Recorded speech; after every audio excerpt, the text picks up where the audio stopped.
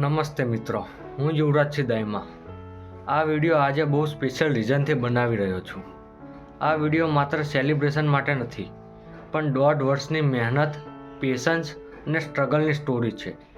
થોડા દિવસ પહેલાં મને જ્ઞાન લાઈવ એકેડમી તરફથી કોલ આવ્યો. કોંગ્રેચ્યુલેશન, તમે પોલીસ એક્ઝામમાં પાસ થયા છો અને સાથે સાથે ગાંધીનગર એકેડમીમાં રૂબરૂ સેલિબ્રેશન અને પોડકાસ્ટ માટે આવવાનું ઇન્વિટેશન મળ્યું. આ મોમેન્ટ માત્ર ખુશીનો નહોતો, એ મોમેન્ટ આખી જર્ની વેલિડેટેડ થવાનો હતો. મેં પોલીસ એક્ઝામ માટે લગભગ 1.5 વર્ષ સુધી સિરિયસ અને પ્રોપર તૈયારી કરી. આ 1.5 વર્ષ ઇઝી નહોતા. દરરોજ ડિસિપ્લિન રાખવું, કેટલાય કલાક સુધી સ્ટડી કરવું, PYQs સોલ્વ કરવા, મોક ટેસ્ટમાં માર્ક ઓછા આવે ત્યારે પોતાને મેન્ટલી સ્ટ્રોંગ રાખવું, આ બધું રોજનું રૂટીન હતું.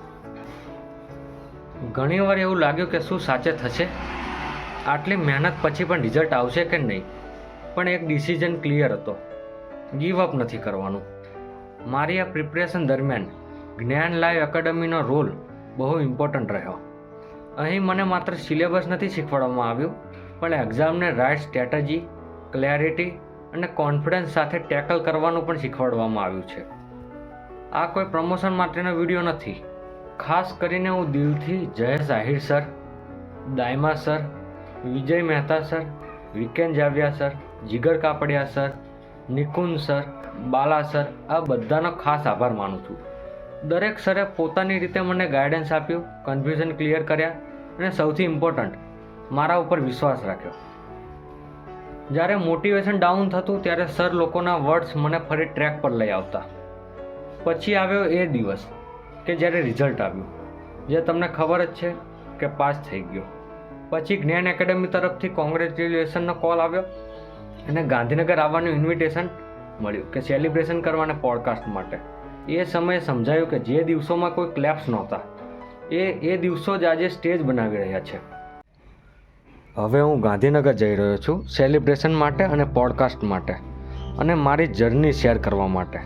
આ જર્ની હું કોઈ શો ઓફ માટે નથી બતાવી રહ્યો, પણ ઇન્સ્પાયર કરવા માટે બતાવી રહ્યો છું કે તમારા રાત દિવસનો ઉજાગરા, કે જ્યારે અચાનક એક રિઝલ્ટ આવે અને તમારી જે હાલત અને પરિસ્થિતિ બદલાય, તે કઈ રીતે બધું થાય છે તે બતાવી રહ્યો છું.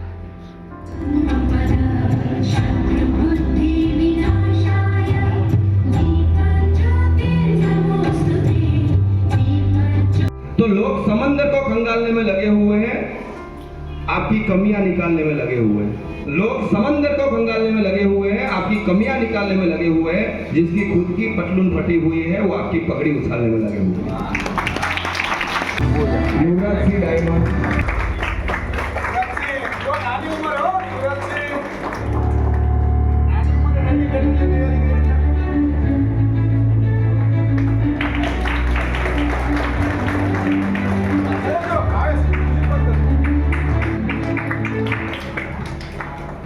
ઉપેક્ષા પરમાર. યુવરાજસિંહ નાની ઉંમરે તૈયારી કરીને સફળ થયા છે, એટલે યુવરાજસિંહ કંઈક તમે કહો. બી હથિયારી મળી ગઈ છે.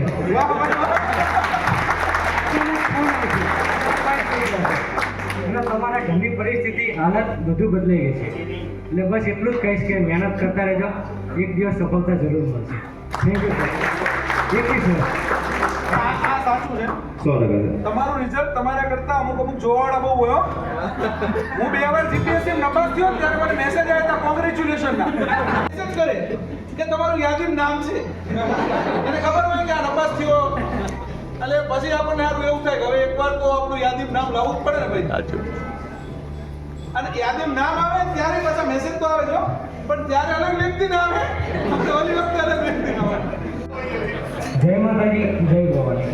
હું દાઈમા યુવરાજસિંહ બહાદુરસિંહ, ધોળકા તાલુકાના સિમેજ ગામનો વતની, અને એટલો અનુભવી વ્યક્તિ નથી કે તમને સલાહ આપી શકું. આમાંથી લગભગ બધા મારા કરતાં મોટા થશે. એટલું જ કહીશ કે જ્ઞાન લાઈફ સાથે જોડાયેલા રહો, અને એ તમને એટલી હેલ્પ કરશે કે તમે આરામથી પાસ થઈ જશો.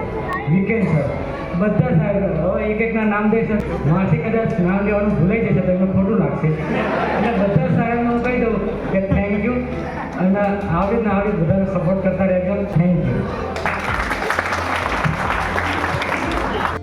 આ મોમેન્ટ મને રિમાઇન્ડ કરાવે છે કે સક્સેસ ઓવરનાઇટ નથી આવતી, રાતોરાત નથી મળી જતી સફળતા, પણ કન્સિસ્ટન્સી, અને ગાઈડન્સ તમને એક દિવસ આ સ્ટેજ સુધી લાવે છે. જે મિત્રો અત્યારે પોલીસ એક્ઝામ અથવા કોઈપણ કોમ્પિટિટિવ એક્ઝામ માટે પ્રિપરેશન કરી રહ્યા છે એમને હું એટલું જ કહીશ, 1-2 વર્ષ લાગશે, માર્ક્સ તરત નહીં આવે, મોટિવેશન રોજ નહીં રહે, પણ જો ડિસિપ્લિન છોડશો નહીં તો ડેસ્ટિનેશન જાતે આવશે. મહેનત કરો, પોતાના પર ભરોસો રાખો, પરિણામ જરૂર મળશે. જય હિન્દ, આભાર.